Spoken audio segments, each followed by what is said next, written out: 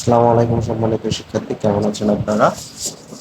বাস চতুর্থ বর্ষের আরো একটি ম্যাথ নিয়ে আপনাদের মাঝে হাজির হলাম।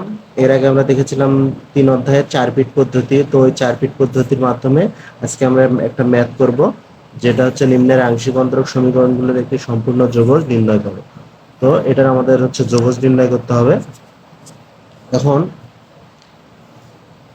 এখানে লক্ষ্য করুন যে সমাধান প্রদত্ত সমীকরণটি, আমাদের এই যে সমীকরণটা, এই সমীকরণটা আমরা এখানে কি কি চলক আছে, একটা জেড, কিউ এবং পি চলক রয়েছে। তো F of Z P Q সমান আমরা লিখতে পারি এই সমীকরণটা। এই পাশে এটা নিয়ে আসলে, এই পাশে এটা পার করে নিয়ে আসলে ডান পাশ থেকে বাম পাশে, তাহলে মাইনাস হয়ে যায় এই আকারের। এখন P equal to d z divided d x এটা আমরা ধরে নিলাম, এবং কিউ ইকুয়াল টু ধরে নিচ্ছি এ ডিজেড ডিএক্স। বসিয়ে প্রদত্ত সমীকরণ হতে পাই কি পাই, এখন লক্ষ্য করুন এই এই জায়গায় যদি আমি ডাইরেক্ট বসাই, এই লাইন লিখবো না, ডাইরেক্ট এই লাইন লিখবো যে 1 প্লাস এখানে পি, পির মান হচ্ছে আমাদের D Z divided D X minus Q Z, Q এর মান হচ্ছে আমাদের এখানে এ D Z D X into Z equal to 0।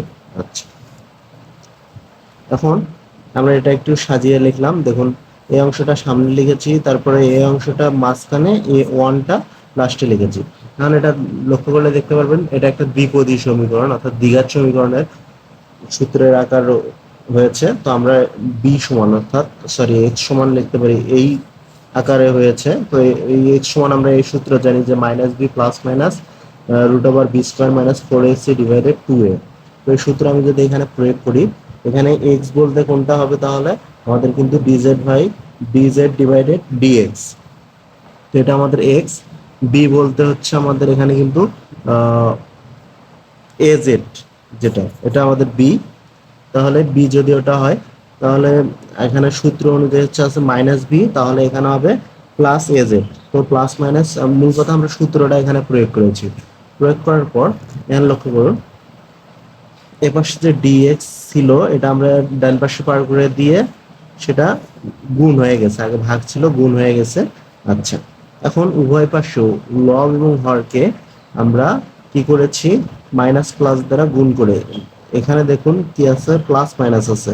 তো সেইটা আমরা আউট করার জন্য, অর্থাৎ নিচে থেকে রুট ক্যান্সেল করার জন্য আমরা কি করব, উভয় পাশে মাইনাস প্লাস দ্বারা এই একই দ্বারা, অর্থাৎ একই একটা সমীকরণ দ্বারা শুধু মাইনাস প্লাস দ্বারা গুণ করে দেবো। যেহেতু প্লাস মাইনাস আছে, লব এবং হরকে মাইনাস প্লাস দ্বারা গুণ করে দেবো। তো এখানে একটা দিয়েছি আমরা, এখানে একটা কিন্তু।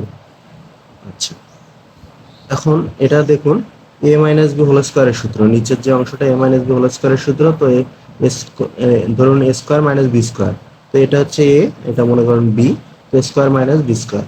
আর উপরে আমাদের যা আছে তাই লেখা হয়েছে, আর এ পাশে হাফ ডিএক্স ছিল, যা আছে তাই। আচ্ছা, এখন এখানে লক্ষ্য করুন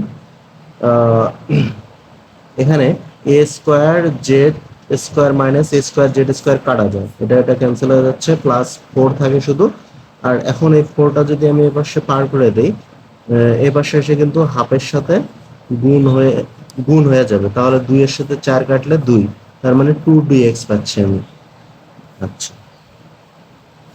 এখন পরবর্তী, আচ্ছা দ্বিতীয় পৃষ্ঠা দেখার আগে আপনারা উপরে যে সূত্রটা দেওয়া আছে সূত্রটা একটু মুখস্থ করে নেবেন, এই সূত্রটা আমাদের খুবই কাজে লাগবে।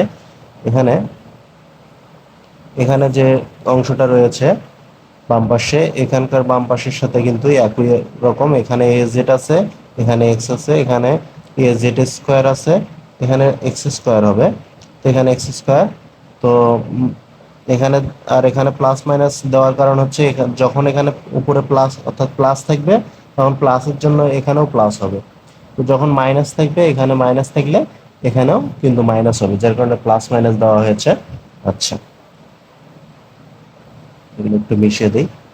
এখন এখানে লক্ষ্য করুন যেহেতু এটার আলোকে এটা হয়েছে, তো সেই ক্ষেত্রে আমরা কি করব, এই সূত্রটা, উপরের সূত্রটা আমরা হচ্ছে প্রয়োগ করেছি এখানে নিচে।